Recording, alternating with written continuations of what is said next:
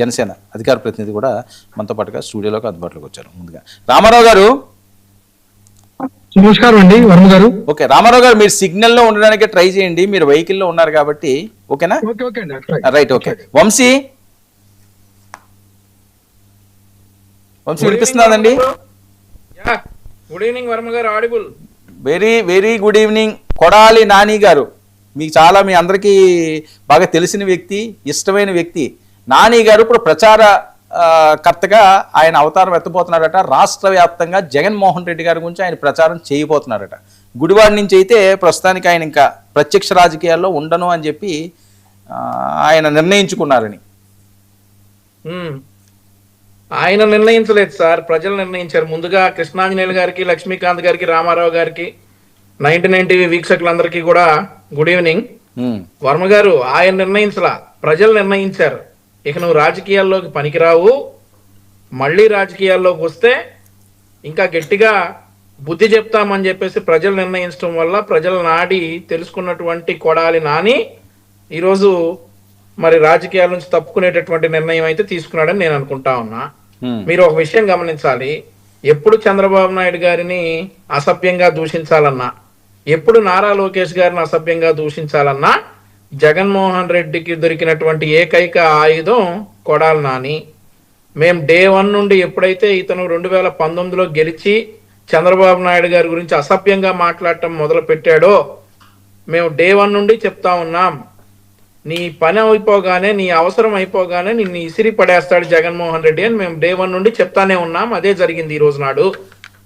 మేము పలు సందర్భాల్లో నాని చంద్రబాబు నాయుడు గారి గురించి, చంద్రబాబు నాయుడు గారి వయసు గురించి, ఆయన్ని ఏకవచనంతో సంబోధించడమే కాకుండా అరే ఒరే అన్న సందర్భాలు ఉండి ఆయనకున్నటువంటి ఒక చర్మ వ్యాధిని ప్రస్తావించిన ప్రతిసారి కూడా నానికి ఇవే ఆఖరి ఎన్నికలు అని చెప్పేసి మేము పలు సందర్భాల్లో చెప్పాం. 2024 నానికి ఆఖరి ఎన్నికలు కాబోతా ఉన్నాయని. ఆయన్ని వాడేసుకున్నాడు జగన్మోహన్ రెడ్డి. ఇంకా ఏమి లేదు. ఇప్పుడు మీరు ఒక విషయం గమనిస్తే వర్మ గారు, ఈ లిక్కర్ కేసులో సంపాదించడానికేమో కసిరెడ్డి రాజ్ రెడ్డి, కృష్ణమోహన్ రెడ్డి, కేఎన్ఆర్, కె నాగేశ్వర్ రెడ్డి, ఆ తర్వాత ఈశ్వర్ కుమార్ రెడ్డి, వీళ్ళు సంపాదించుకోవటానికి చెవిరెడ్డి. అదే గనక ఇలా పక్కన వాళ్ళని తిట్టడానికేమో కొడాలి నాని, వల్లభనేని వంశీ, అంబటి రాంబాబు, పేర్ని నాని, ఇలా తిట్టడానికి ఒక బ్యాచ్, సంపాదించుకుని వెనకేసుకోవడానికి ఒక బ్యాచ్ అన్నమాట. సో ఇట్లాంటి అవసరం, ఇట్లాంటి రోజు ఒకటి వస్తాయి అని చెప్పేసి మేము కొడాలి నానికి ఎప్పుడో చెప్పాం. సో అది నిజమే అయింది. ఈరోజు రాజకీయంగా నువ్వు జీరో, నిన్ను శూన్యం చేసేశారు. నీ నియోజకవర్గ ప్రజలు కూడా నిన్ను చీ కొట్టారు. మరొకసారి వెళ్తే చీతో పాటు ఇంకేదన్నా కొడతారు అని నానికి అర్థమై చాలా తెలివిగా తప్పుకున్నాడే కానీ, వాళ్ళ అబ్బాయి వచ్చినా కానీ, ఇప్పుడు నాని కుటుంబ సభ్యులు, కుటుంబం నుండి ఎవరు వచ్చినా కానీ అదే పరిస్థితి ఉంటుంది. వైఎస్ఆర్ కాంగ్రెస్ పార్టీ, నాని కుటుంబ సభ్యులు, వైఎస్ఆర్ కాంగ్రెస్ పార్టీ తరఫున ఎవరు వచ్చినా కానీ గుడివాడలో మళ్ళీ గెలిచేది కూటమి పార్టీనే వర్మ గారు. ఇక్కడ మీకు అర్థం కావాల్సింది, మీరు ఒక గుడివాడ గురించి చూస్తున్నారు. ఆయన రాష్ట్రం అంతా తిరిగి వైఎస్ఆర్సీపీని గెలిపిస్తారని జగన్మోహన్ రెడ్డి గారితో పాటుగా ఏం చెప్తాడు? ప్రచారం చేస్తారు. అమ్మ మొగుడు ఓట్లు ఎవడేస్తాడు, నీ అమ్మ మొగుడేస్తాడో ఓట్లు అని అంటాడా? ఏం చెప్తాడు సార్? ఏం ప్రచారం చేస్తాడు సార్ కొడాలి నాని? ఒక మంచి పని చెప్పండి సార్, ఒక మంచి మాట కొడాలి నాని నోటి నుంచి వచ్చింది 2019 నుండి 24 వరకు ఒకటి చెప్పండి సార్. ఓట్లు నీ అమ్మ మొగుడేయాలని అంటాడా? ఏం ప్రచారం చేస్తాడు సార్ కొడాలి నాని? మిమ్మల్ని నేను అడుగుతా ఉన్నా వర్మ గారు, ఒక్కసారి మీరు చెప్పండి. ఆయన ఈ ప్రచారం చెయ్యాలి అనుకోండి, జగన్మోహన్ రెడ్డి గారి గురించి ఒక మంచి చెప్పాలి కొడాలి నాని, ఏం చెప్తాడు? ఇలా నా చేత తిట్టించాడా? 5 సంవత్సరాలు నా చేత నిర్విరామంగా తిట్టించాడు, సరిగా తిట్టకపోతుంటే మంత్రి పదవి కూడా తీసి పక్కన పెట్టాడు, అయినా కానీ తిడతానే ఉన్నాను, తిట్టిన తర్వాత నన్ను జనాలు ఈ స్థాయికి తీసుకొచ్చారని చెప్తాడు. ఇంకేం చెప్తాడు సార్? ఏం ప్రచారం చేస్తాడు? ఒక గుడివాళ్ళ ఏడవలేనోడు రాష్ట్రం అంతా ఏం ఏడుస్తాడు సార్? ఏం ప్రచారం చేస్తాడు రాష్ట్రం? ఏంటి కాన్ఫిడెన్స్ ఏంటి? దేనికోసం అది ఈ ప్రకటన? సార్, ప్రజల మీద మాకున్న నమ్మకం, మా మీద ప్రజలకున్న నమ్మకం. మీ కాన్ఫిడెన్స్ నేను అంటలేదు, నేను ప్రచారం చేస్తాను రాష్ట్రం అంతా ఆయన కాన్ఫిడెన్స్. చేసుకోమనండి సార్, అది అడ్వాంటేజ్ మాకు. కొడాలి నాని రాజకీయంగా జగన్మోహన్ రెడ్డికి ప్రచారం చేస్తే that would be an advantage for other parties. Okay, అంతేగాని కొడాలి నాని ఏదో ప్రచారం చేస్తే ఒక ఓటు రావటాలు, ఇట్లాంటివన్నీ కూడా ఇక కళలు. మాకు అడ్వాంటేజ్ సార్, అది చేసుకోమనండి. కొడాలి నాని చేసుకోమనండి, నేను వంశీని చేసుకోమనండి, లేదంటే ఇంకెవరినైనా అన్నాబద్దులు శివకుమార్ ఉన్నాడు కదా తెనాలైన చెప్పు తీసుకొట్టాడు కదా, ఎవరు ఓటరు ఎలక్షన్ రోజు ఒక చెంప దెబ్బేస్తే ఓటర్ 2 చెంప దెబ్బలేసాడు కదా అన్నాబత్తుల శివకుమార్, ఆ తర్వాత కటారు అబ్బాయి చౌదరి, వాళ్ళందరినీ ప్రచారం చేసుకోమనండి సార్, చక్కగా ప్రచారం చేసుకోమనండి. మేము ఇంట్లో ఉండి గెలుస్తాం, రాష్ట్రం మొత్తం కాదు సార్, ఇక ఎక్కడికైనా పులివెందుల్లో కూడా ప్రచారం చేసుకోవాలి జగన్మోహన్ రెడ్డి తరఫున కొడాలి నాని. ఆ పరిస్థితులు వచ్చాయి. సో ఇట్లాంటి పరిస్థితుల్లో కొడాలి నాని రాష్ట్ర వ్యాప్తంగా ప్రచారం చేసుకుంటామంటే అసలు మేము దగ్గరుండి పర్మిషన్లు కూడా ఇస్తాం సార్.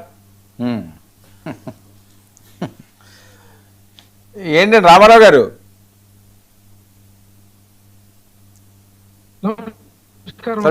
వినిపిస్తుందా గారు? సార్ మీరు సిగ్నల్ లోకి వచ్చి ఆగాలండి. నేను ముందే మీకు చెప్పాను. కాదు వినండి. నేను ఫస్టే మీకు చెప్పాను, మీరు సిగ్నల్లో ఎక్కడన్నా మీరు ఆగండి. మీ వీడియో రావటం లేదు, ఫ్రీజ్ అవుతుంది, నేను మళ్ళీ మిమ్మల్ని తీసుకుంటాను. ఎక్కడన్నా మంచి సిగ్నల్లో లైట్ ఉన్న దగ్గర కూర్చోండి, ఎందుకంటే మీరు అందరికీ సమాధానం చెప్పాలి కదా. ఓకే లక్ష్మీకాంత్, ఎలా చూడాలి? కొడాలి నాని గారు ప్రచారానికి వెళ్తారట, మరి ఆయన ఎలా మాట్లాడేవారో మీరు కూడా దానికి బాధ్యతలే కదా. సార్ ముందుగా మీకు ప్యానల్ సభ్యులకి 99 వీక్షకులకి అందరికీ నమస్తే అండి. కొడాలి నాని గారి గురించి చెప్పాలంటే గుడివాడ వాస్తవుడిగా నేను చాలా గొప్ప చెప్పాలి. ఎందుకంటే క్యాష్నో తీసుకొచ్చిన ఏకైక వ్యక్తి గుడివాడకి, అసలు అటువంటి సంస్కృతి తీసుకొచ్చిన వ్యక్తి కొడాలి నాని గారు. మరి వాళ్ళ రోజున ఆయన ప్రచారకర్తగా ఉంటున్నారంటే మరి రాష్ట్ర వ్యాప్తంగా వైఎస్ఆర్సీపీ తరఫున ఆయన చేసేది ఏంటంటే ఈ క్యాష్నోలు తీసుకొస్తారా, లేదంటే ఆ గోవా కల్చర్ ఏమైనా తీసుకొస్తా ఉంటారా, లేదంటే అట్లాంటి గుంతల రోడ్లు మొత్తం అంతా గుంతలమయమైపోయి 4 సార్లుగా ఎమ్మెల్యే గెలిచిన తర్వాత ఇవాళ నాకు మీరు ఇందాక ఒక మాట అన్నారు సార్, రాష్ట్రంలో ఎక్కడా లేని అభివృద్ధి నేను గుడివాడలో చేసి చూపించాను సార్.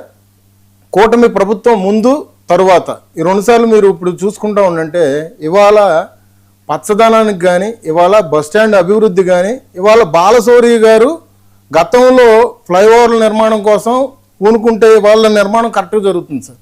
రేపు మాపో ఇంకొక 6 నెలల్లో ప్రారంభం అవడానికి రెడీగా ఉంది సార్. వీటిలన్నిటికీ అడ్డుకట్ట వేసింది కొడాలి నాని కాదండి. ఇవాళ ఆయన రాజకీయాల నుంచి తప్పించుకోవడం కాదు, గుడివాడ ప్రజలే చీకొట్టి పంపించారు. ఆయన శకం ముగిసిపోయింది. కొడాలి నానిని ఇవాళ రోజున గుడివాడలో ఎక్కడా తిరిగే పరిస్థితి కనిపించట్లా. నేను గుడివాడ వాస్తవికుడిగా చెప్తున్నా. మీది గుడివాడ? నేను గుడివాడ వాస్తవికుడిగా చెప్తున్నా. ఆయన చేసిన నిర్మాణం 4 సార్లుగా ఎమ్మెల్యేగా చేసిన తర్వాత ఆయన చేసిన నిర్మాణం ఎక్కడా లేదు. చెరువులో చేపల చెరువుల నీళ్ళు వచ్చేసి ఇక్కడ పంటకాలంలో కలుస్తూ ఉంటాయి. దాని గురించి ఏమైనా ఒక పైప్ లైన్ వేసారా? ఇవాళ రోడ్ల నిర్మాణం ఏమైనా చేశాడా? ఇట్లాంటివన్నీ చూసుకుంటూ ఉండంటే గుడివాడ మండలాల ప్రకారంగా, ఊర్ల ప్రకారంగా, చుట్టుపక్కల గ్రామాల ప్రకారంగా ఆయన చేసిన డెవలప్మెంట్ ఏంటంటే పేకాట్లు, కుక్కలు, లేదంటే గుడివాడ ఫ్లైఓవర్ కింద గంజాయి తాగే బ్యాచ్లు, ఇట్లాంటివన్నీ ప్రేరేపించాడు, ఆయన ప్రోత్సహించాడు. ఇవాళ ఆయన రాజకీయం నుంచి తప్పుకుంటానంటే ఆయన నాకు తెలిసి చాలా న్యాగ్గా పక్క తప్పుకున్నారండి. ఎందుకంటే మీరు అధికారంలోకి వస్తే కనుక బాధ్యత చంద్రబాబు గారు బూట్లు నాగుతా అన్నాడు. తర్వాత పవన్ కళ్యాణ్ గారికి గెలిస్తే కనుక నేను రాజకీయ సన్యాసం తీసుకుంటా అన్నాడు. ఇవాళ ఇట్లన్నిటికీ ఎదురుదాడి జరుగుతుందని చెప్పేసి ఇవాళ కొడాలి నాని పక్క తప్పుకుంటున్నాడు. ఏం సార్, ఎవరు వారసత్వం వస్తే ఎవరు ఎదిరిస్తారు, ఎవరు నిలబెడతారు, ఎవరు ఇవాళ ప్రజల పక్షాన్ని నిలబడతారు సార్? 4 తరాలు ఎమ్మెల్యేగా, 4 సార్లు ఎమ్మెల్యేగా గెలిచి ఇవాళ సంపాదించుకొని సినిమాలు తీసుకుని ఒక ప్రొడ్యూసర్ స్థాయిలో ఉండిపోయి జోబులు నింపుకున్నారే కానీ గుడివాడ కన్నీళ్ళు ఏమైనా చూసాడండి? రాష్ట్రంలో ఎక్కడా చేయలేని అభివృద్ధి ఎక్కడ చేశాడు సార్? ఆయన తట్టమట్టేశాడు. ఇవాళ కొడాలి నాని గురించి మనం మాట్లాడాలంటే సిగ్గుచేటుగా ఉంటుంది. రాష్ట్రంలో ఇంతకుముందు ఎప్పుడూ లేని ఇవాళ మా గుడివాడ అని మేము గర్వంగా చెప్పుకున్నా కానీ మా పూర్వీకుల దగ్గర నుంచి ఎంతో గొప్ప వాళ్ళు ఇవాళ గుడివాడలో పుట్టినా కానీ ఎన్టీ రామారావు గారు, ఏఎన్ఆర్ గారు ఇట్లాంటి గొప్ప వాళ్ళ గురించి మేము చెప్పుకోవాలన్నా కానీ మీద బూతులూరు కదా, బూతుల మంత్రి మీ ఊరే కదా అన్న అవహేళన చేసే పరిస్థితి తీసుకొచ్చింది. ఆ స్థితికి తీసుకొచ్చింది కొడాలి నాని కదా. ఏం చేశాడు సార్ డెవలప్మెంట్? ఆయన రాష్ట్రంలో ఎక్కడా లేని అభివృద్ధి తీసుకొచ్చానంటే ఒక్క మాట సార్, ఎక్కడైనా మున్సిపాలిటీలో చూపించమన్నాను సార్, చుట్టుపక్కల గ్రామాలు కాదు. అదే గుంతలపట్టు రోడ్డు, అక్కడే పాడుపడిపోయిన ఇళ్ళు, ఒక మనిషికి ఆయన చుట్టూ ఉన్న గడ్డం బ్యాచ్కి 5,000 10,000 మందులకు ఇచ్చేవాడేమో కానీ బుల్లెట్లు దానధర్మాలు చేశాడు కానీ వెనకాల తిరుగున్న వాళ్ళకి గుడివాడ ప్రజలకి కొడాలని పెళ్ళిళ్ళకి ఫంక్షన్లకి తద్దినం భోజనాలకు వెళ్ళి భోజనాలు చేయడం తప్పించి కొడాలని అనేది ఏం చేసింది లేదు. ఇది నా తరపు నుంచి నేను చెప్పేది సార్. రైట్. కృష్ణాంజలి గారు. వర్మ గారు నమస్తే, ప్యానల్ మెంబర్స్ అందరికి నమస్కారం. నమస్తే అండి. ఏంటి నాని గారు ప్రచారకర్త కింద వెళ్దామని నిర్ణయించుకున్నారట, వారసుని రంగంలోకి దింపుతున్నారు, ఏంటి పరిణామం? కొడాలి నాని రాష్ట్ర స్థాయి పొలిటికల్ ఫిగర్ కాదు. ఆయన రాష్ట్ర వ్యాప్తంగా రాజకీయాలనే ప్రభావితం చేసేటువంటి రాజకీయ నాయకుడు కాదు. వైఎస్ఆర్ కాంగ్రెస్ పార్టీలో ఒక కేవలం ఆయన గుడివాడకి ఆయన మొన్న ప్రజలు తిరస్కరించారు, అది వేరే విషయం. ఆయన కేవలము చంద్రబాబు నాయుడిని, లోకేష్ ని, వాళ్ళ కుటుంబాన్ని తిట్టడానికి ఆయనకు అసైన్మెంట్ ఇచ్చాడు జగన్మోహన్ రెడ్డి. ఆయన మంత్రి పదవి ఇచ్చింది కూడా అందుకే. పాపం కొడాలి నాని అంత పనికిమాలినోడని నేను అనుకోవటం. కొడాలి నాని తయారు చేసింది జగన్మోహన్ రెడ్డి. జగన్మోహన్ రెడ్డి ఆదేశాలు జారీ చేసి నీకు మంత్రి పదవి ఇస్తున్నాను, నీ పని ఏంటి అని అంటే నువ్వు రోజు చంద్రబాబు నాయుడిని తిట్టాలి, నారా లోకేష్ని తిట్టాలి, వాళ్ళ కుటుంబ సభ్యులను తిట్టాలి. ఇది ఆయన అసైన్మెంట్. ఆయన మంత్రిత్వ శాఖే అది ఇచ్చాడు. పాపం ఏం చేస్తాడు ఆయన? ఇక తిట్టడం తప్ప ఏం చేయలేడు. అది చేశాడు పాపం. ఆయన్ని ఇప్పుడు చెడ్డోడని అదని ఇదని ఆయన పాపం అనవసరంగా అనుకోవటం తప్ప నాకు తెలిసి ఆయనకి లేకపోతే వైఎస్ఆర్ కాంగ్రెస్ పార్టీలో ఆప్షన్ లేదు. ఇక ఉంటే వైఎస్ఆర్ కాంగ్రెస్ పార్టీలో ఉన్నది ఇది ఇచ్చిన తర్వాత తెలుగుదేశంలోకి పోవడానికి అవకాశం లేదు. జనసేన వాళ్ళు రానియరు. బీజేపీలోకి పోతే మరి ఏమైందో తెలియదు. ఇప్పుడు ఉన్నటువంటి పరిస్థితిలో భవిష్యత్తు లేదు. మరి వైఎస్ఆర్ కాంగ్రెస్ పార్టీలో ఉండాలి, గతి లేకుండా దాంట్లోనే ఉండాలి, అందుకని ఉన్నాడు. ఇప్పుడు కూడా ఇప్పుడు ఎన్నికల్లో పోటీ చేసేటువంటి పరిస్థితులు నాకు తెలిసి అయితే ఆయనకి శారీరకంగా ఆయన ఆరోగ్యపరంగా సహకరించేటువంటి పరిస్థితి ఉండకపోవచ్చు. ఎందుకు అనంటే 2029 ఎన్నికల్లో ఎవరైతే పోటీ చేయాలనుకుంటున్నారో వాళ్ళందరికీ నాకు తెలిసి జగన్మోహన్ రెడ్డి ఈ జూన్ 4వ తేదీ నుంచి ఒక పరుగు పందెం పెట్టేస్తున్నాడు. ఈ పరుగు పందెంలో ఎవరైతే నిలబడతారో వాళ్ళకి రేపొద్దున సీట్లు ఇస్తాడు 2029లో. ఆ పరుగు పందెంలో నిలబడగలగాలి. మరి ఆ నిలబడేటువంటి పరిస్థితి ఆరోగ్యపరంగా మరి కొడాలి నానికి ఉండకపోవచ్చు. మరి నాకు తెలిసి అయితే మరి ఆ విధమైనటువంటి పరిస్థితి లేకపోవటం వల్ల ఇక వద్దులే ఇప్పుడున్నటువంటి పరిస్థితులు. అంటే ఒకవేళ ఇతను వద్దనుకోవటం కాదు, జగన్మోహన్ రెడ్డి టికెట్ ఇవ్వడం, గట్టిగా తిరిగి ఇవన్నీ చేయకపోతే ప్రభుత్వానికి వ్యతిరేకంగా తిరగకపోతే టికెట్ ఇచ్చేటువంటి పరిస్థితి లేదు. ఎందుకు అనంటే ఇప్పటికైతే వైఎస్ఆర్ కాంగ్రెస్ పార్టీకి ఏ విధమైన హోప్స్ లేవు. ఇది గ్యారంటీ ఇప్పటికి ఈ రోజుకైతే. ఎందుకు? అందుకే జగన్మోహన్ రెడ్డి రావటం లేదు. రేపు జూన్ 1st వీక్ నుంచి ఇచ్చినటువంటి 12 వరకు ఇచ్చినటువంటి పిలుపు వ్యవహారం ఇదంతా కూడా మొత్తం కార్యకర్తలు, నాయకులు వాళ్ళు పాల్గొనటమే తప్ప జగన్మోహన్ రెడ్డి ఏమీ నాకు తెలిసి ఎక్కడ పాల్గొనడు. వాళ్ళ పార్టీ నాయకులకు, కార్యకర్తలకు ఇచ్చినటువంటి పిలుపు. జగన్మోహన్ రెడ్డి ఏమనుకున్నాడంటే తాను ఒకసారి పాదయాత్రకు రావటం అనేటువంటి అంశం మీద ఆధారపడి ఉన్నాడు జగన్మోహన్ రెడ్డి. తాను పాదయాత్రకు వస్తే మొత్తం తిరగబడిపోయింది రాజకీయం అంతా అనే ఒక భ్రమంలో కూడా ఉన్నాడు జగన్మోహన్ రెడ్డి. ఆ భ్రమంలో ఉండి తాను 1 సంవత్సరం ముందు పాదయాత్రకు వచ్చేస్తే మొత్తం ఇక అధికారంలోకి రావచ్చు అనేటువంటి విధంగా ఆయన ఊహాజనితమైనటువంటి ఆలోచనలో ఉన్నాడు. అందుకని ఇప్పుడు ఆయన బెంగళూరుకి వెళ్ళి తపస్సు చేసుకునేటువంటి పరిస్థితిలో ఉన్నాడు. ఇప్పటికైనా సరే కనీసం కొన్ని సమస్యల మీద పార్టీ ద్వారాగైనా పని చేయించేటువంటి పనిలోకి వచ్చాడు. కాబట్టి రేపు జూన్ లో ఇచ్చినటువంటి కార్యక్రమము నాకు తెలిసి అయితే 2 ఏళ్ల ఈ ప్రభుత్వ పాలనకు సంబంధించినటువంటి వ్యవహారంలో తప్పులు, లోపాలు, పొరపాట్లు ఖచ్చితంగా ఉంటాయి. ఉండకుండా ఉండవు. వాటి మీద ఇప్పటి వరకు వైఎస్ఆర్ కాంగ్రెస్ పార్టీ నిద్రపోయింది, వాళ్ళు ఏం చేయలేదు. ఇప్పుడు కన్నా కనీసం మేల్కొని ఆ కార్యక్రమాలకైతే పిలిపించింది. రేపొద్దున మొక్కుబడి కన్నా చేస్తారు. అది కూడా లేదనుకోండి, అసలు ఈ కార్యక్రమాన్ని ఎందుకు పిలిపించాయంటే నాకు తెలిసి జగన్మోహన్ రెడ్డి ఇంకొక ఏడాది కూడా ఆగేవాడే, ఈ మొత్తం ఈ ధ్యాన నిద్రలో ఉండేవాడే. ఎందుకు వచ్చాడు అని అంటే రేపు స్థానిక సంస్థల ఎన్నికలు వస్తాయి. ఈ స్థానిక సంస్థల ఎన్నికలు వచ్చేటువంటి పరిస్థితుల్లో రేపొద్దున ఎన్నికల్లో వైఎస్ఆర్ కాంగ్రెస్ పార్టీ యొక్క ఉనికి ఉండాలి అని అంటే ఎంతో కొంత ఎవరైతే ఎమ్మెల్యేలు ఉన్నారో, ఎమ్మెల్యేలు ఎవరైతే పోటీ చేసేటువంటి అభ్యర్థులు ఉన్నారో 175 నియోజకవర్గాల వాళ్ళకి మొన్న మీటింగ్ పెట్టాడు. అయ్యా బాబు, మీకు ఎమ్మెల్యే టికెట్లు కావాలంటే అప్పుడు కావాలంటే రావు, ఇప్పుడు panchayat, MPTC, ZPTC, municipal corporation లో వీళ్ళందరికీ వాళ్ళతో ఖర్చు పెట్టుకునే దానితో పాటుగా మీరు కూడా ఖర్చు పెట్టుకోవాలి. ఇదే ఆయనకి ఇచ్చినటువంటి ఒక డైరెక్షన్. మీరు వాళ్ళకి సహకరించి వాళ్ళని పోటీలో నిలబెట్టేటువంటి ప్రయత్నం చేయండి అని ఆయన మాటలు కూడా వినండి. గెలవచ్చు, గెలవకపోవచ్చు స్థానిక సంస్థల ఎన్నికల్లో, అయినా సరే వాళ్ళకి మీరు మద్దతు ఇవ్వండి.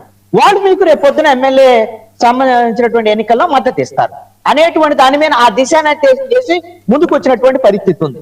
ఇప్పుడు దాంట్లో భాగంగానే ఇప్పుడు వైఎస్ఆర్ కాంగ్రెస్ పార్టీలో అనేకమైనటువంటి పోస్టులు ఉంటాయి, రాష్ట్ర స్థాయి పోస్టులు, ప్రచారం అని అదే అని ఇదని.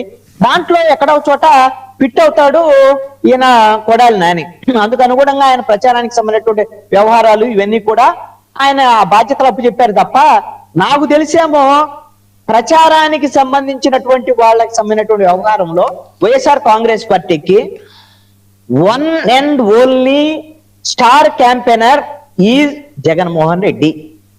ఇది తప్ప వేరే వాళ్ళు ఎవరిని యాక్సెప్ట్ చేయడండి. జగన్మోహన్ రెడ్డి తానే ప్రచారం చేస్తాడు, ఓడిపోయినా గెలిచిపోయినా జగన్మోహన్ రెడ్డి వల్లే జరగాలి అంతే తప్ప, ఇప్పుడు మొన్న ఓడిపోయినటువంటి దాంట్లో అందరూ జగన్మోహన్ రెడ్డి కాదు, సజ్జల రామకృష్ణారెడ్డి, లేకపోతే వైవి సుబ్బారెడ్డి, విజయసాయిరెడ్డి వీళ్ళందరూ ఇలా అన్నారు కదా, ఎవ్వరూ కాదు.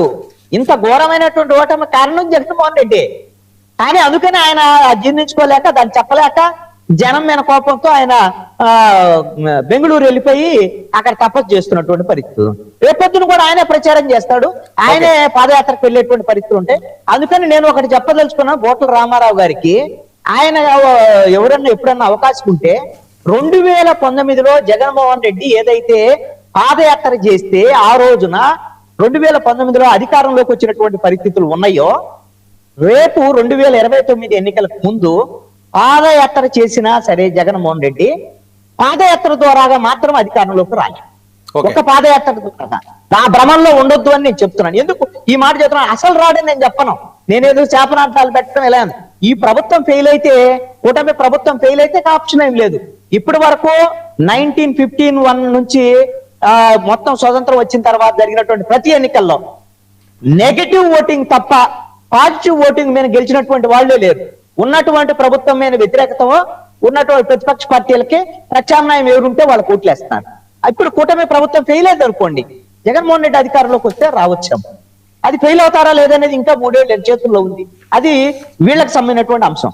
అయితే జగన్మోహన్ రెడ్డికి ఒకవేళ ప్రత్యామ్నాయంగా వీళ్ళు ఫెయిల్ అయితే నేనే ప్రత్యామ్నాయం అని చెప్పుకోవాలి, అలాంటి పరిస్థితులు ఉండాలి అని అంటే పాదయాత్ర కోసం చివరి వరకు ఎదురు చూడకుండా ఇప్పటి నుంచి ప్రజల తరపున ప్రజా సమస్యల మీద పోరాడటం, ప్రజల మధ్య ఉండటం. జగన్మోహన్ రెడ్డి ఉండాలి, కార్యకర్తలు వీళ్ళు కదా అసెంబ్లీకి వెళ్ళాలి, అసెంబ్లీ బయట కూడా పోరాటం చేయాలి.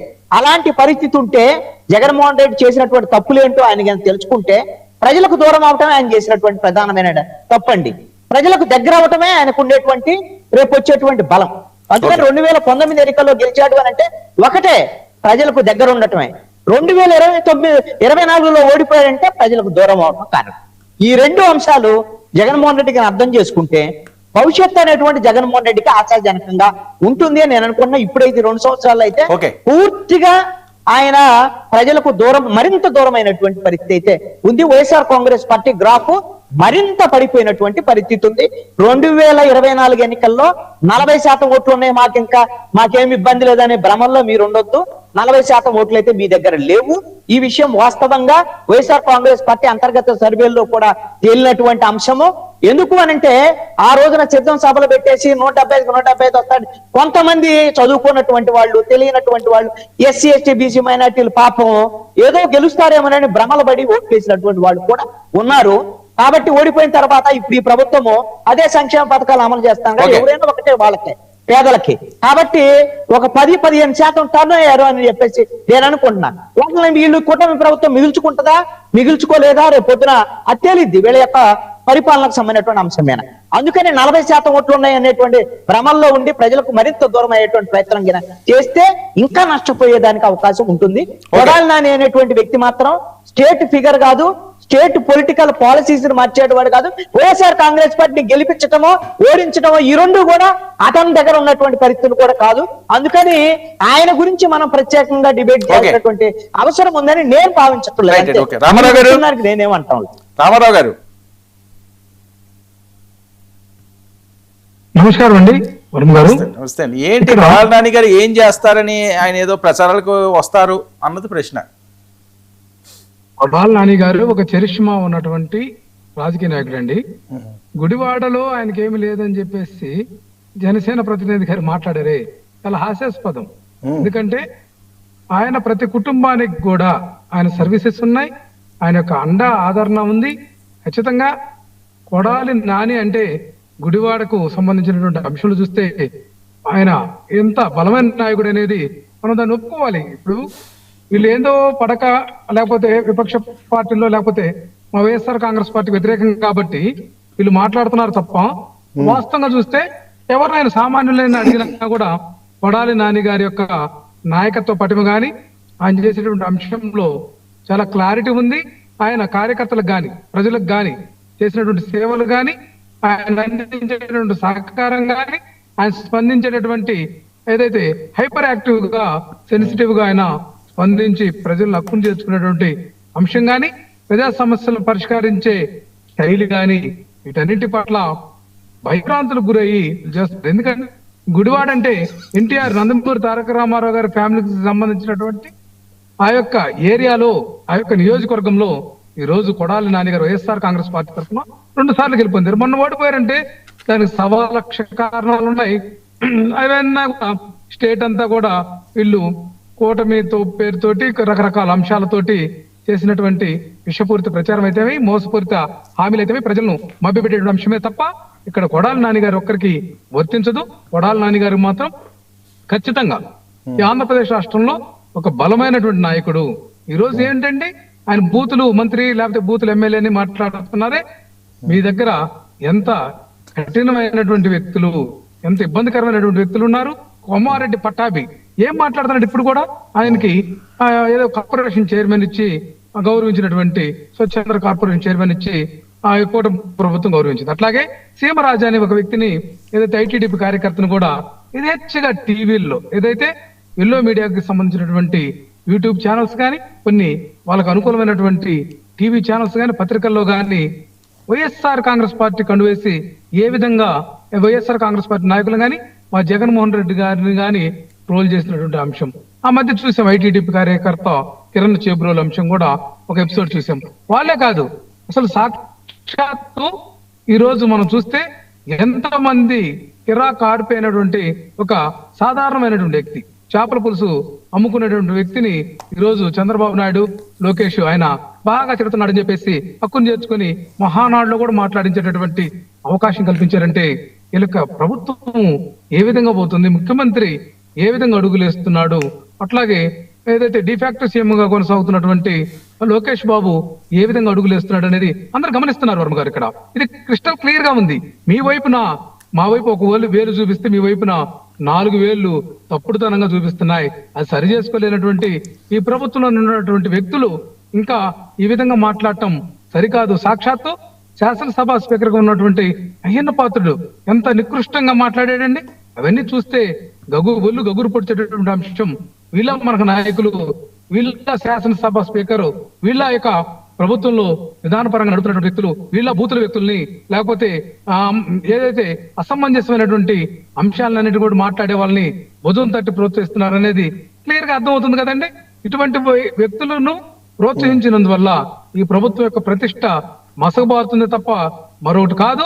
ఖచ్చితంగా ఇప్పుడు జరుగుతున్నటువంటి అంశం మీద మా యొక్క నాయకులు కొంతమంది బూతులు మాట్లాడారు, అందుకే ప్రభుత్వం పోయిందనే దాంట్లో నేను ఎంతో కొంత దాని ఎఫెక్ట్ ఉంటుందనేది ఎవరికైనా తెలిసిందే. మరి దానికి డబల్ కాదు, ట్రిబుల్ కాదు, 10 రెట్లకు పైగా ఈ రోజు మాట్లాడుతున్నటువంటి బూతులు. గోరంట్ల బుచ్చి చౌదరి ఏం మాట్లాడతాడండి ఆ వయసులో? కనీసం ఇంగితంగా రాను లేకుండా మాట్లాడుతుంటే వాళ్ళని నిలువరించడం చేత కాదు.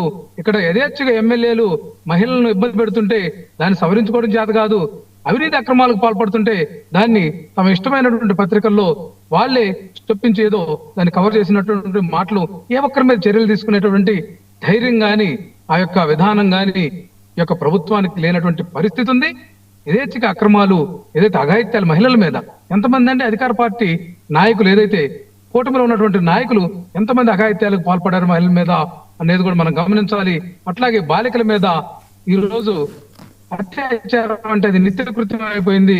ఎందుకంటే యథేచ్ఛగా మందు అమ్ముతూ ఈ రోజు ఊరూరు బెల్ట్ షాపులు పెట్టి ఈ యొక్క అక్రమార్కులకు లేకపోతే అఘాయిత్యాలు చేసే వాళ్ళకి ఈ ప్రభుత్వం సపోర్ట్ చేస్తుంది అనేది ప్రతి ఒక్కరు మేధావి వర్గం Okay. చెప్తున్నారు. అయితే కృష్ణాంజనేయులు గారు చెప్పినటువంటి సూచన కూడా ఏదైతే ఒక్క పాదయాత్రతోనే కాదు, పాదయాత్ర అధికారం కోసం కాదండి, ఈ యొక్క ప్రజల యొక్క వెన్ను తట్టి చేసినటువంటి మోసాలను, ఏదైతే సూపర్ 6 అనేటువంటి పేరుతోటి ఏదైతే నిరుద్యోగ యువతను మోసం చేసినటువంటి విధానం, అట్లాగే మహిళలకు 1500 ఇస్తామని చెప్పి మోసం చేసినటువంటి విధానం, అట్లాగే పెన్షన్ ప్రక్రియలో కూడా అన్ని పీకేయటమే కానీ ఇచ్చింది ఏమీ లేదనేటువంటి అంశం కూడా చూస్తా ఉన్నాం. అట్లాగే ఇళ్ల స్థలాల అంశంలో కూడా అట్రఫెయిల్ అయినటువంటి అంశం, అట్లాగే మెడికల్ కాలేజీల్ని పూర్తి చేయాలంటే డబ్బులు లేవు కానీ అమరావతిలో అద్దాల కోసం వేల కోట్లు ఖర్చు చేయడానికి ప్రణాళికలు, అట్లాగే Okay. పేద ప్రజలను ఆదుకోవడానికి కానీ ఫీజు రియంబర్స్మెంట్ కానీ ఆరోగ్యశ్రీకి కానీ నిధులు రావు కానీ 99 పైసలకే ఎకరాలు ధారాదత్తం చేయటం, అట్లాగే బనకచెర్ల ప్రాజెక్టు పేరుతోటి డిపిఆర్ రూపొందించి 83,000 కోట్లు కేటాయిస్తామని చెప్పడం. ఓకే చర్చిద్దాం దాన్ని రామారావు గారు, extend చేస్తామని చెప్పడం. రామారావు గారు చర్చిద్దాం, మీరు సిగ్నల్ లోనే ఉండండి. వ్యాపార ధోరణికి తార్కాణం అండి. అలాగే ఓకే చర్చిద్దాము, మీరు సిగ్నల్ లోనే ఉండండి. వంశీ ఏంటి ఇంత దారుణాలు ఉన్నాయా? వాయిస్ మ్యూట్ లో ఉంది. సార్ బొట్ల రామారావు గారు ఇంకా 2019-24 మధ్య ఉన్నామని అనుకుంటా ఉన్నట్టున్నారు. ఆయన ఏమంటా ఉన్నారంటే, ఆయనకే కాదు సార్, చాలా మంది వైఎస్ఆర్ కాంగ్రెస్ పార్టీ నాయకులు ఇదే మాట అంటా ఉన్నారు. ఏమంటా ఉన్నారంటే, పట్టాభి గారు మాట్లాడిన మాటలు, తర్వాత అయ్యన్న పాత్రుడు గారు మాట్లాడినటువంటి మాటలు, తర్వాత గోరంట్ల బుచ్చే చౌదరి గారు మాట్లాడినటువంటి మాటలు, చింతమనేని ప్రభాకర్ గారు మాట్లాడినటువంటి మాటలు, మా పార్టీలో ఉన్నటువంటి కిరా కార్పి మాట్లాడుతున్నటువంటి మాటలు, సీమరాజా మాట్లాడుతున్నటువంటి మాటలు, ఇవన్నిటినీ కూడా ప్రజలు అసహించుకుంటా ఉన్నారని చెప్పేసి బొట్ల రామారావు గారితో పాటు చాలా మంది వైఎస్ఆర్సీ నాయకులు అందరూ అంటున్నటువంటి మాటలు. సో అయితే ప్రజలు అసహించుకోవటం ఒక రకంగా బూతులు అనేది మా సంస్కృతి కాదు, మేము తిట్టాం. ఇది 2019-24 మధ్య కొడాల నాని మాట్లాడినటువంటి మాటలకు కౌంటర్గా మా పార్టీ నాయకులు మాట్లాడారు. ఎస్, నీ అమ్మ మొగుడు అని కొడాల నాని అంటే దానికి కౌంటర్ ఇచ్చారు పట్టాభి గారు, కౌంటర్ ఇచ్చారు చాలా మంది. అయితే అవి చూసినాకే ప్రజలు మాకు 164 సీట్లు ఇచ్చారు. మీరు అన్నదానికి కౌంటర్ ఇచ్చినందుకే మాకు 164 సీట్లు ఇచ్చారు. ఆ తర్వాత ఎక్కడ మా వాళ్ళ బూతులు మాట్లాడలేదే, మాట్లాడరు కూడా. మా పద్ధతి అది కాదు. మేము ఆ తర్వాత ఎక్కడా కూడా మాట్లాడాం. మరొకటి ఏమంటా ఉన్నారంటే, ఏం సార్ అన్నారు ఆయన, పథకాల గురించి అంటా ఉన్నారు. కొడాల నాని గారి ప్రతిభ గురించి, గుడివాడలో ఆయనకున్నటువంటి ప్రతిభ ఇవన్నీ అంటా ఉన్నారు. సార్, కొడాల నాని గారి రాజకీయ జీవితం ఆయన ఇష్టం, ఆయనకు అర్థమైంది సినిమా. నాకు ఇక ప్రజలు ఓట్లేరు అని నాకు అర్థమైంది. ఇక నేను ప్రచార బాధ్యతలు నాకు స్టేట్ అంతా అప్పచెప్పాను, నేను వెళ్తా ఉన్నాను అంటా ఉన్నారు. కానీ వెళ్లే ముందు ఆయన రాజకీయ నాయకుడిగా ఆయన అన్నమాట నిలబెట్టుకోవాలి కాబట్టి చంద్రబాబు నాయుడు గారి బూట్లు నాకి వెళ్ళమనండి. ఎందుకంటే గతంలో ఆయనే అన్నాడు, కుప్పంలో చంద్రబాబు నాయుడు గారు గెలిస్తే ఆయన బూట్లు నాకుతాను అది అనేసి అన్నారు. ఇంకొక విషయం ఈయన చెప్పారు సార్, ఎవరు, బొట్ల రామారావు గారు చెప్పారు, గుడివాడను అభివృద్ధి పదంలోకి తీసుకెళ్లారట కొడాల నాని గారు. సార్, నేను 2022లోనో 23లో అనుకుంటాను సార్, ఒకసారి గుడివాడ ప్రాంతం వైపుకి వెళ్లాల్సి వచ్చింది. గుడివాడ ప్రాంతం వైపుకి వెళ్లాల్సి వస్తే నా కారు 10-15 స్పీడ్ కంటే నిదానంగా 10-15 అంతే. అక్కడ ఉన్నటువంటి గుంటలు ఒకసారి కారు కింద పడితే మళ్ళీ పైకి రానటువంటి పరిస్థితి గుడివాడ రోడ్ల మీద ఆ రోజులో ఉంది. సో అట్లాంటి రోడ్లు వెనిగండ్ల రాము గారు వచ్చిన తర్వాతే బాగుపడ్డాయి. అక్కడ కూటమి ప్రభుత్వం వచ్చిన తర్వాతే బాగుపడింది. మరొకటి ఏంటంటే, గుడివాడని ఎలా అభివృద్ధి చేశారంటే రికార్డ్ డ్యాన్సులు పెట్టేసి అభివృద్ధి చేశారు. సంక్రాంతికి గుడివాడ ప్రాంతంలో రికార్డ్ డ్యాన్సులు పెట్టేసి కొడాల నాని గారు గుడివాడని బాగా అభివృద్ధి చేశారు, ఒప్పుకోవాలి. సో ఇట్లాంటి విషయాలన్నీ కూడా ఇప్పుడు కొడాల నాని గారి మీద ఉన్నటువంటి ఏదైనా కామెంట్ మనం గుడివాడ ప్రజలను అడిగితే తెలుస్తా ఉంటుంది. ఈ సోదరుడు లక్ష్మీకాంత్ గుడివాడ వాసే కాబట్టి అతను క్లియర్ గా చెప్పాడు. సో మళ్ళీ ఇక కొడాల నాని గురించి ఎత్తుకోవడం, ఆయన గురించి మాట్లాడటం అదంతా టైం వేస్ట్ అని అయితే మేము భావిస్తా ఉన్నాను వర్మ గారు. ఓకే, కృష్ణాంజలి గారు, వర్మ గారు చెప్పండి. పవన్ కళ్యాణ్ గారు తెలంగాణ ఆవిర్భావ దినోత్సవ సందర్భంగా భారీ బహిరంగ సభకి 2వ తారీఖుని ప్లాన్ చేస్తున్నారట. ఏంటి సడన్గా అది? అంటే లోకల్ వారు ఉంది కాబట్టి మొన్న ప్రధాని మోదీ గారు ఆయన ఇంటికి వెళ్ళడం, సరే ఆయన్ని ఒంట్లో బాగోలేదు కాబట్టి పరామర్శించడానికి వెళ్ళి ఉండొచ్చు కాక, కానీ అదే మాట్లాడరు కదా, వేరే అంశాలు కూడా మాట్లాడతారు కదా. ఇంత ఫాస్ట్గా ఏం డిసిషన్ తీసుకుంటే ఒక సభ పెట్టడానికి గల కారణాలు ఏంటి? అవి ఎలాంటి పరిణామాలు చోటు చేసుకుంటే దీనివల్ల రాజకీయ పరంగా? పవన్ కళ్యాణ్ని ఎన్డీఏ ప్రభుత్వం, ప్రధానంగా ఎన్డీఏ పక్షాలు, ఎన్డీఏకి నాయకత్వం వహిస్తున్నటువంటి బీజేపీ, దక్షిణాది రాష్ట్రాల్లో ఎన్డీఏకి ఒక లీడర్ గా ఎస్టాబ్లిష్ చేసేటువంటి ప్రయత్నం బీజేపీ వైపు నుంచి పవన్ కళ్యాణ్ ఆ విధంగా ఎస్టాబ్లిష్ చేసేటువంటి ప్రయత్నం జరుగుతుంది. దాంట్లో భాగంగానే ప్రధానమంత్రి పవన్ కళ్యాణ్ ఇంటికి వెళ్ళి పరామర్శకు వెళ్ళినటువంటి పరిస్థితి మనం చూసాం. కేవలం ఆరోగ్యం బాగోవటం అనేటువంటిది కేవలం అది ఒక సంఘటన మాత్రమే. నాకు తెలిసి ఒక పక్కా ప్రణాళికతో ఇక ఆంధ్రప్రదేశ్ లో ఏ విధంగా అయితే కూటమి ప్రభుత్వము 2024 ఎన్నికల్లో గెలిచిందో, 2028 ఎన్నికల్లో బీజేపీ, తెలుగుదేశం, జనసేన ముగ్గురు కలిసి అక్కడ కాంగ్రెస్ కు ప్రత్యామ్నాయంగా 2028 అసెంబ్లీ ఎన్నికల్లోనే పక్కా ప్రణాళికతో ముందుకెళ్ళాలి అనేటువంటిది బీజేపీ ప్రణాళిక. వాళ్ళకి దక్షిణాది రాష్ట్రాల్లో బీజేపీ ప్రణాళిక ఏంటి అంటే ప్రధానంగా వాళ్ళకు బలం ఉన్న చోట వాళ్ళ నాయకత్వంలో మిగతా మిత్రులను కలుపుకోవటం, వాళ్ళకు బలం లేని చోట ఎవరైతే మిత్రులు ఉన్నారో వాళ్ళకు పూర్తి స్థాయి మద్దతు ఇవ్వడం. ఈ అంశం మీద ఒక క్లారిటీ ఉంది బీజేపీ. 5 రాష్ట్రాల్లో వాళ్ళకు ఉన్నటువంటి 3 ప్రధానమైనటువంటి రాష్ట్రాల్లో ఒకటి ఏంటి అంటే కర్ణాటక మళ్ళీ ఎన్నికల్లో అధికారంలోకి రావాలి, తర్వాత తెలంగాణ అధికారంలోకి రావాలి. ఆల్రెడీ బీజేపీ కర్ణాటకలో గతంలో అధికారంలోకి వచ్చింది ఒకసారి. కాబట్టి తెలంగాణ, కర్ణాటక ఈ రెండిట్లో మళ్ళీ అధికారాన్ని చేపట్టాలి అని అంటే అక్కడ బీజేపీ బలంతో పాటుగా దక్షిణాది రాష్ట్రాల్లో సినిమా స్టార్ గా కొంత పాపులర్ అయినటువంటి పవర్ స్టార్ పవన్ కళ్యాణ్, అదే విధంగా పొలిటికల్ లీడర్ గా కూడా 100% స్ట్రైకింగ్ రేట్ ఆంధ్రప్రదేశ్ లో వచ్చినటువంటి జనసేనాని గాను, అదే విధంగా బీజేపీ ఆదేశాల మేరకు ఆయన ఒక సనాతన ధర్మాన్ని పర్యవేక్షించేటువంటి నాయకుడిగా తిరుపతి వెళ్ళి వారాహి డిక్లరేషన్ ఇవన్నీ చేయటం వెనక ఇదే ప్రణాళిక.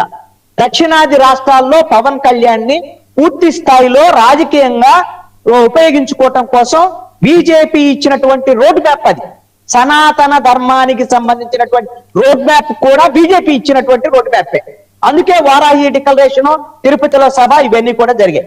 అంత లాంగ్ టర్మ్ ప్లాన్స్ ఉంటాయండి బీజేపీకి. బీజేపీతో కలిసి కొనసాగాలి రాజకీయంగా అనేటువంటిది ప్రణాళిక పవన్ కళ్యాణ్. అందుకనే ప్రధానమైనటువంటిది తెలంగాణ. నెక్స్ట్ ఎన్నికల్లో తెలంగాణ ఎట్టి పరిస్థితుల్లో కూడా బీజేపీ, జనసేన, తెలుగుదేశం కలిసి ఎన్నికల్లో ముందుకెళ్లాలనేటువంటి ప్రయత్నం చేస్తున్నారు. కాబట్టి బీజేపీ తెలంగాణలో బలంగా ముందుకు వెళ్తుంది. ప్రధానమైనటువంటి ప్రతిపక్షంగానే ఉంది. బీఆర్ఎస్ కు పోటీగా బీజేపీ కూడా గట్టి ప్రయత్నమే చేస్తుంది. అయితే వాళ్ళ బలం ఎంతవరకు అనంటే పట్టణ ప్రాంతాల వరకే పరిమితమైంది బీజేపీ బలం. జిహెచ్ఎంసీ కానివ్వండి, మిగతా మున్సిపల్ కార్పొరేషన్ల పరిధి వరకే పరిమితమైంది. ఇప్పటికీ కూడా గ్రామీణ ప్రాంతాలకు విస్తరించినటువంటి పరిస్థితి ఉంది. అందుకనే తెలుగుదేశానికి ఇప్పటికీ కూడా తెలంగాణలో అక్కడ వాళ్ళు ఉపసంహరించుకున్నా సరే అక్కడ రాజకీయాలని ఇప్పటికీ గ్రామీణ ప్రాంతాల్లో ఏ మూలకెళ్ళినా సరే తెలుగుదేశం జెండా ఉంటుంది. దీంతో పాటుగా పవన్ కళ్యాణ్ ఫ్యాన్స్ ఉంటారు. అందుకని ఈ ఇద్దరి యొక్క బలాన్ని పూర్తి స్థాయిలో వినియోగించుకొని రేపు ప్రత్యామ్నాయ శక్తిగా ఎదగాలి అనేటువంటి ప్రణాళిక, ఆ దిశానిర్దేశం నరేంద్ర మోడీ పవన్ కళ్యాణ్ కి ఇచ్చారు. దాంట్లో భాగంగానే ఇప్పుడు తెలంగాణకు సంబంధించినటువంటి ఆవిర్భావ సభ కానీ, తెలంగాణకు సంబంధించినటువంటి అంశాల మీద కానీ పూర్తి స్థాయి పొలిటికల్ గా రంగంలో దిగడానికి పవన్ కళ్యాణ్ సిద్ధమవుతున్నాడు. ఈ రోజే కొత్తగా మాట్లాడలేదు తెలంగాణకు సంబంధించి పవన్ కళ్యాణ్. ఇప్పుడు కొండగట్టు ఆంజనేయ స్వామికి ఆయన సంబంధించినటువంటి విరాళాలు ఇచ్చినటువంటి పరిస్థితి, అక్కడికి వెళ్ళినటువంటి పరిస్థితులు మనం చూసాం. అదేవిధంగా అసలు జనసేన పార్టీ పుట్టుకే హైదరాబాద్ లో, తెలంగాణలో పుట్టింది జనసేన పార్టీ 2014లో.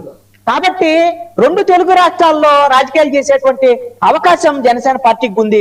బహుశా తెలుగుదేశం కూడా మరి ఒక పునరాలోచన చేసుకొని బీజేపీతో కలిసి అక్కడ రాజకీయాలకు సంబంధించినటువంటి తెలంగాణలో మళ్ళీ తిరిగి రంగప్రవేశం చేసేటువంటి పరిస్థితులు ఉన్నాయి అని కూడా నేను అనుకుంటున్నాను. అందుకు సంబంధించినటువంటి చర్చలు కూడా జరుగుతున్నాయని కూడా నాకున్నటువంటి సమాచారం.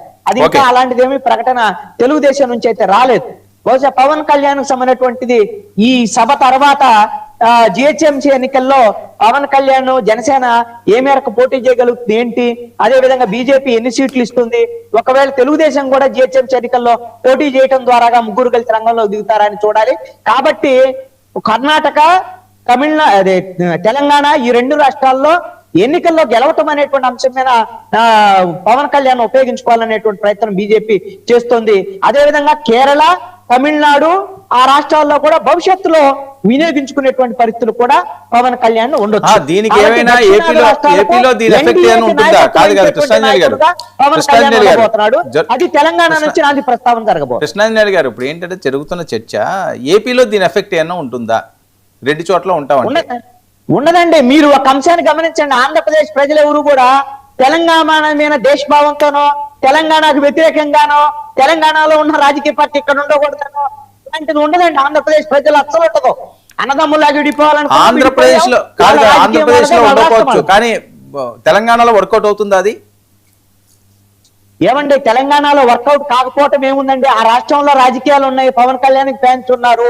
ఏమన్నా తెలంగాణలో పుట్టేటువంటి పార్టీలకే తెలంగాణలో రాజకీయాలు చేయాలని ఏమన్నా ఉందా రూల్? ఏమన్నా అలాంటిది ఉంటే బీఆర్ఎస్ ఎందుకు ఓడిపోయింది ఘోరంగా? మొన్న ఘోరంగా ఎందుకు ఓడిపోయింది బీఆర్ఎస్? వీళ్ళు ఉద్యమాలు చేశాం, అది చేశాం అని నీళ్లు నిధులు నియామకాలు అని చెప్పేసి ఉద్యమాలు చేసినటువంటి బీఆర్ఎస్ 9.5 సంవత్సరాలు పరిపాలించి వాళ్ళ కుటుంబానికి ఉద్యోగాలు వచ్చినాయి, నిధులన్నీ కూడా దొబ్బేసినటువంటి పరిస్థితి ఉంది. అందుకని తెలంగాణ ప్రజలు తిరస్కరించారు కదా ప్రాంతీయ విద్వేషాలు రెచ్చగొట్టినటువంటి బీఆర్ఎస్ ని. అందుకని ప్రాంతీయ ద్వేషాలు, విద్వేషాలు, ప్రాంతీయ అభిమానాలు ఇవి కాదండి రాజకీయాల్లో. రాజకీయ పార్టీలు అన్న తర్వాత భారతదేశంలో ఏ పార్టీ అయినా ఏ రాష్ట్రంలో అయినా పోటీ చేయాలి. ఇదే తెలంగాణలో ఉన్న బీఆర్ఎస్ కదా మేము జాతీయ పార్టీగా దేశం అంతా తిరుగుతామని చెప్పి మొన్న ఓడిపోయారు, అది వేరే విషయం. అందుకని జనసేన వాళ్ళు ఏమో ఆంధ్ర వాళ్ళు మాకు రావటానికి లేదు, లేక చంద్రబాబు నాయుడు ఏమైనా ఆంధ్రాకి సంబంధించినటువంటి వీళ్ళు రావటానికి లేదు, వీళ్ళు ఎవరు ఇక్కడ ఉన్నారని మాట్లాడే వాళ్ళందరూ కూడా తెలంగాణకు సంబంధించినటువంటి ప్రజలకు సంబంధించినటువంటి ప్రతినిధులు కాదు. వాళ్ళు కేవలము ఊరికే అడావుడిగా ద్వేషభావాన్ని రెచ్చగొట్టేటువంటి ఈ విధమైనటువంటి ప్రేరేపితంగా ఏది ఉద్రేకాలు ప్రేరేపించేటువంటి ప్రాంతీయ విద్వేషాలు ప్రేరేపించేటువంటి విధంగా మాట్లాడేవాళ్లే తప్ప తెలంగాణ ప్రజలు కూడా ద్వేషభావంతో ఉండేటువంటి వాళ్ళు కాదు. వాళ్ళు కూడా స్నేహపూర్వకమైనటువంటి భావనతో ఉండేటువంటి వాళ్లే. జనసేనకు ఖచ్చితంగా స్పేస్ ఉంటుంది. బీజేపీ, తెలుగుదేశం, జనసేన కలిసి ముందుకు వెళితే ఖచ్చితంగా భవిష్యత్తులో మంచి నాయకుడు అవుతాడు పవన్ కళ్యాణ్ అని నేను అనుకుంటున్నా దక్షిణ భారతదేశంలో. మీ వెర్షన్ ఏంటి, మీకున్న ఇన్పుట్స్ ఏంటి తెలంగాణలపై జనసేన? పవన్ కళ్యాణ్ గారికి ఆది నుంచి కూడా తెలంగాణ అంటే కూడా ఒక ప్రత్యేకమైన అనుబంధం ఉందండి పవన్ కళ్యాణ్ గారికి. దానిలో భాగంగానే ఆయన ప్రతిసారి కూడా మీరు చూస్తూ ఉండంటే వాళ్ళ రోజున తెలంగాణ నాయకుల్లో ప్రత్యేకంగా ప్రతిసారి మాట్లాడితే సంపత్ నాయక్ ఏం మాట్లాడుతూ ఉంటారని, మా ఆదిలాబాదులు లాంటి తాండావాసులకి ఒక బోర్ వేయించాలన్నా పవన్ కళ్యాణ్ గారు లాంటి వ్యక్తి వేశారంటారు. దాంట్లో ఫ్లోరైడ్ బాధితులు కానీ ఇవాళ కొన్ని ఫ్లడ్ వచ్చినప్పుడు ఆయన ఇచ్చిన కోట్ల రూపాయలు దాన ధర్మాలు కానీ ఇట్లాగా నల్లమల అడవుల్లో ఇవాళ యురేనియం సంబంధించినట్లు కానీ ప్రత్యేకంగా ఆయన పవన్ కళ్యాణ్ గారు పోరాటాలు చేయాలన్నా కానీ ప్రజల పక్షాన్ని నిలబడాలన్నా కానీ ఎప్పుడు కూడా తెలంగాణని ఫస్ట్ నుంచి చూసుకుంటూనే ఉంటారు. కానీ ఇక్కడ మీరు ఈ మాటలు కేవలం పవన్ కళ్యాణ్ గారికి మాత్రమే చెప్పినవి కాదండి.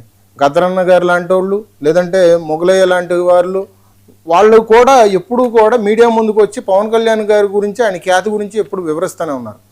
ఇక్కడ ప్రధానంగా ఏంటంటే జనసేన పార్టీ ఇక్కడ ఆవిర్భవించిన తర్వాత ఆంధ్ర రాష్ట్రంలో ఖచ్చితంగా మన ప్రత్యేకమైన స్థానం ఉండాలి, తెలంగాణ కన్నా ఆంధ్ర రాష్ట్రానికి మన అవసరం ఎంతైనా ఉందనే పవన్ కళ్యాణ్ గారు తెలంగాణలో పార్టీ ఇక్కడ పెట్టిన తర్వాత అటు మూవ్ అవడం అనేది జరిగింది. సో ఇక్కడ ఇవాళ రోజున మీరు ఇప్పుడు చూసుకుంటా ఉండంటే సామాన్యులకు సైతం ఇక్కడ అంటే విద్యార్థి విభాగంలో పనిచేసిన సంపత్ నాయకు, లేదంటే మిర్యాల రామకృష్ణ, లేదంటే కొంతమంది సతీష్, ఇటువంటి వ్యక్తులకి టికెట్లు ఇచ్చిన పరిస్థితి చూసుకుంటా ఉండంటే ఖచ్చితంగా రేపొద్దున్న కూటమి ప్రభుత్వం ఇక్కడ కూడా కలిసి నడవాలన్న ప్రజల ఆకాంక్ష. ఇప్పుడు ఆంధ్ర రాష్ట్రంలో అభివృద్ధి చూస్తున్నారు తెలంగాణ ప్రజలు. అక్కడ కూడా ఇదే విధంగా, ఇక్కడ కూడా తెలంగాణలో కూడా ఇదే విధంగా నడవాలన్న ఆలోచనతోనే జరుగుతుంది. దానిలో భాగంగానే రేపు జూన్ 2వ తారీఖున నవనిర్మాణ సంకల్ప సభ అనేది తెలంగాణ ఆవిర్భావ దినోత్సవం రోజు హైదరాబాద్ వేదికగా ఈ సభ జరుగుతుంది. దాంట్లో ముఖ్యమైన కొన్ని మాటలు, రేపొద్దున్న కార్యాచరణ ఎట్లా ఉంటుంది అని, ఇంకోటి ఏంటంటే కొంతమంది కమిటీల రూపంలో ఆంధ్ర రాష్ట్రానికి ఇప్పుడు ప్రత్యేకంగా తెలంగాణకు కూడా కమిటీలు నియమించి ఎట్లాగా ప్రతిపాదించాలి, ఎట్లా నడుచుకోవాలన్న ఉద్దేశం మీద కొంత మంతనాలు కూడా జరుపుతున్నారు. దానిలో భాగంగానే రేపు పొద్దున 2వ తారీఖు సభాస్థలం అయితే రేపు ఎల్లుండిలో అయితే చెప్పడం అయితే జరుగుతుందండి. సో ఇది జరుగుతుంది. తెలంగాణ అనేది పవన్ కళ్యాణ్ గారు ఎప్పుడు ఆయన గుండెకాయ లాంటిది.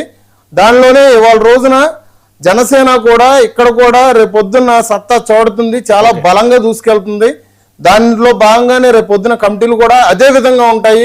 క్షేత్రస్థాయిలో కూడా పని చేసిన ప్రతి సాధకు గాని ఉద్యమీలకు గాని ప్రతి ఒక్కరు కూడా దీనిలో భాగం అవుతారని తెలియజేస్తాం. రామారావు గారు, ఏంటి జనసేన విస్తరిస్తున్నదట, మీరు అసలు పవన్ కళ్యాణ్ గారు పార్టీ అంటారు, లేకపోతే వేరేరో కామెంట్లు చేస్తుంటారు.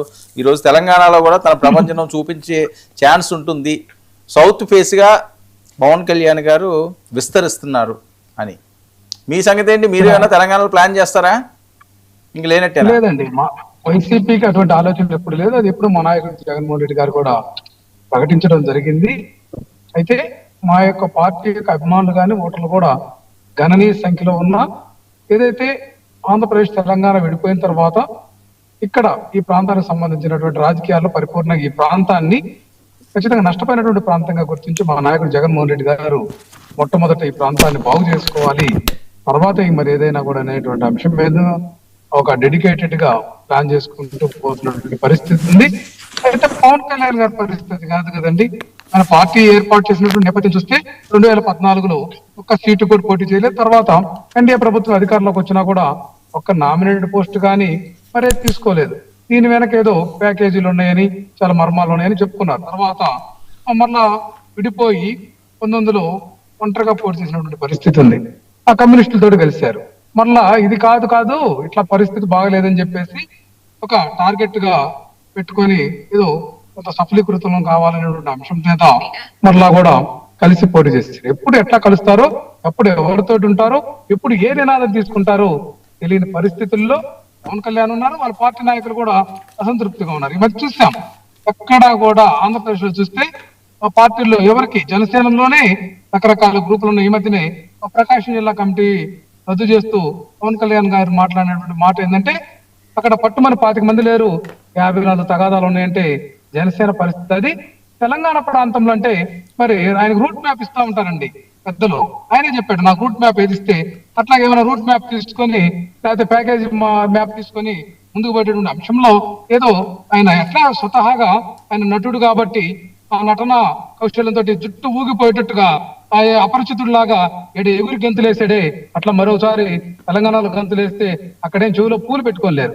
తెలంగాణ అయినా లేకపోతే ఆంధ్రప్రదేశ్ అయినా తమిళనాడు అయినా లేకపోతే ఇంకో చోట అయినా అందరు ప్రజలు ఎలా మీడియాని ఫాలో అవుతున్నారు, సోషల్ మీడియాని కూడా చూసాం. రామారావు గారు, మీ మాటకు అడ్డు వస్తున్నాను. మీరు జనసేన పార్టీ గురించి చెప్పండి, అంతేగాని పవన్ కళ్యాణ్ గారి గురించి ఆయన వ్యక్తిగతంగా దోషం చేసే విషయం మీద మీరు మాట్లాడే స్థాయి అయితే కాదు. అర్థమైందా? మీరు ఆంధ్ర రాష్ట్రం నుంచి పక్క రాష్ట్రంలోకి వెళ్ళి పోటీ చేయాలని దద్దమ్మ మీరు. ఇవాళ రోజున మీరు మళ్ళీ జనసేన పార్టీ గురించి, పవన్ కళ్యాణ్ గారి గురించి మీరు మళ్ళీ మాట్లాడతారు.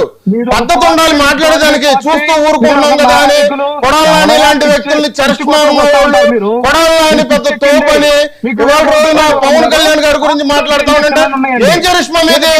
మీ పార్టీ ఏం చరిష్మా? అర్థం పడుతూ ఉండాలి మాట్లాడేదానికి.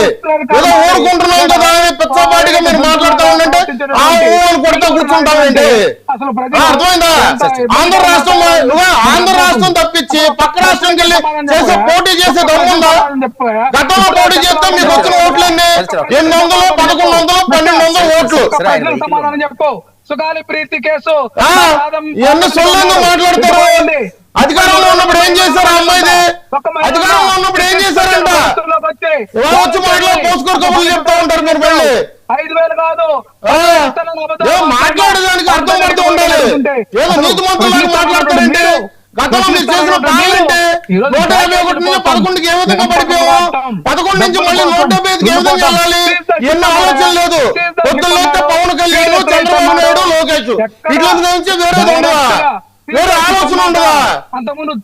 ఊరుకుంటున్నాం కదా, డిబేట్ లో సైలెంట్ గా ఉంటున్నాం కదా అని చెప్పేసి నిష్ఠారీతిని మాట్లాడతారా? ఏం ప్యాకేజ్ మాట్లాడతారు? ప్యాకేజ్ తీసుకున్నట్టు ఎక్కడ ఆలోచన ఉన్నాయి? మీరు మొబైల్ అయితే చూపించిన ప్యాకెట్ తీసుకున్నట్టుగా, మీరు మొబైల్ అయితే చూపించిన ప్యాకెట్ తీసుకున్నట్టుగా పిచ్చాపాటిగా ప్రెస్ మీట్ లోకి వచ్చే మీడియా ముందుకు వచ్చే ప్యాకేజ్ మాట్లాడతారా? తమాషాలుగా ఉందా? అంటాడు తమాషాలుగా ఉందా చెప్పండి. మీ అబద్ధాలు మీరు ఒకరోజు ఒంగోలు పుట్టాను అంటాడు, ఒకరోజు పొద్దున్నే ఏ పని పాట ఉండదు. ఏంటి మీ భాష, మీ వ్యవహారం, మీ మా భాష కాదు. చదారం, మా భాష కాదు, మీ భాష ఏంటి? ఒక్క నిమిషం. ఈ రాష్ట్ర ప్రజల యొక్క కర్మ. ఈ రాష్ట్ర వ్యక్తులందరూ కూడా చేరి ఈ రాష్ట్రాన్ని బొస్టు పట్టిస్తున్నారు. ఎవరు కర్మ ఏంటనే అర్థమవుతుంది. ఎవరు చేసిన నాశనం ఏంటనే తెలుస్తుంది.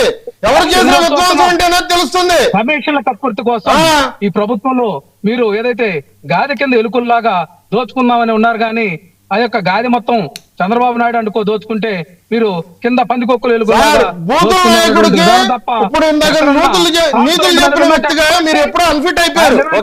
అర్థమైందా? కబుర్లు సోది కబుర్లు చెప్పకండి. అటవీ శాఖలో ఏం టాపిక్ లోకి రండి. పౌర సరఫరాల శాఖలో ఏం పడిచారు? టాపిక్ రండి. సినిమాటోగ్రఫీ శాఖలో ఏం పడిచారు? మీ సినిమాలు టికెట్